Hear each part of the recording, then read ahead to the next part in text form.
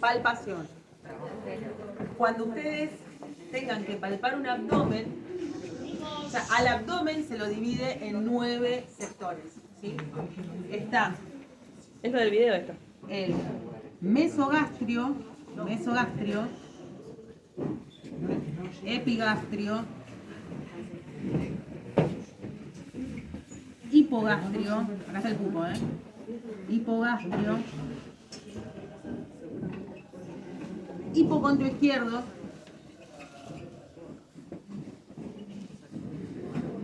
es el izquierdo de, ¿sí? Flanco izquierdo, fosa ilíaca izquierda y al revés, ¿no? Hipocondrio derecho, flanco derecho y fosa ilíaca derecha. ¿Para qué me va a servir estas zonas anatómicas? No solamente para ubicar dónde está el dolor a la palpación, la primera siempre es superficial. Si a mí me indica el paciente que le duele el epigastrio, yo voy a arrancar palpando de forma superficial el resto. Después voy a ir de forma profunda y lo último que voy a palpar es el epigastrio. En ese caso, ¿sí?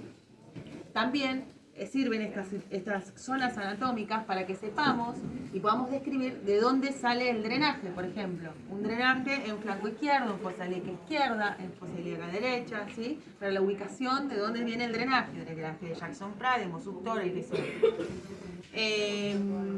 Otra cosa, ustedes vieron que los pulmones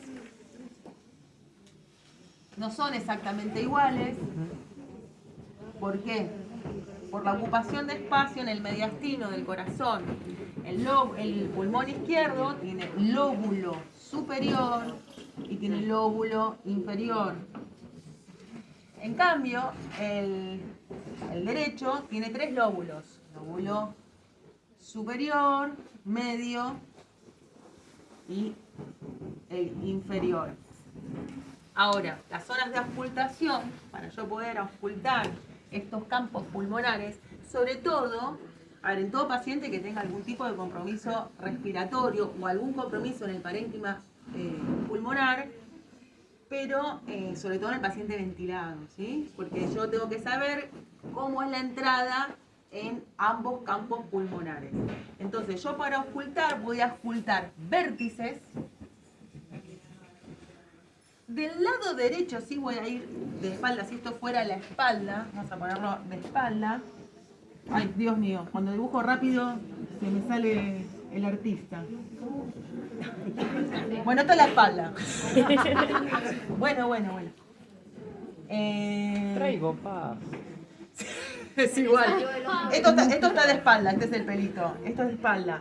Entonces, de este lado yo voy a tener el lóbulo derecho. Entonces yo voy a tener que auscultar vértice, lóbulo medio y lóbulo inferior. Y acá voy a auscultar vértice y base. ¿Sí? Porque del lado izquierdo yo tengo 2 lóbulos que auscultar. En el lado derecho yo tengo 3. ¿Sí? De esa manera yo puedo identificar esto es para la auscultación, para escuchar la entrada del aire a cada campo pulmonar. Me puede pasar, y en la praxis pasa muchísimo, que quizás escucho buena entrada en vértices, escucho buena entrada en medio, pero en las bases no estoy escuchando. Sobre todo eso, ¿en qué va a pasar? En la neumonía. La neumonía suele acantonarse en las bases del parénquima pulmonar.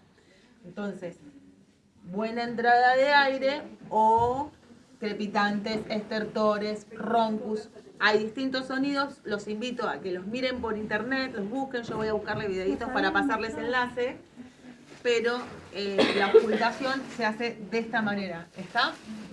Y la palpación siempre, si me duele una zona, voy a palpar primero el resto. ¿Y qué voy a palpar? ¿Qué voy a estar buscando? Voy a estar buscando masas o formaciones y voy a palpar los órganos. ¿Qué tengo de este lado? El hígado, ¿sí? Lo voy a palpar. ¿Y qué es lo que hay en su mayoría en todo el abdomen? Intestino. ¿Qué es lo que yo voy a auscultar del abdomen? La presencia de ruidos hidroaéreos. que esto es lo que yo tengo que escuchar. Los ruidos hidroaéreos me hablan de que hay peristaltismo, que el intestino está funcionando. ¿Está? Entonces los ruidos hidroaéreos, se escuchan, eso es que es agua y como que se siente como agua y aire, eso es lo que yo ausculto en el abdomen. ¿Sí?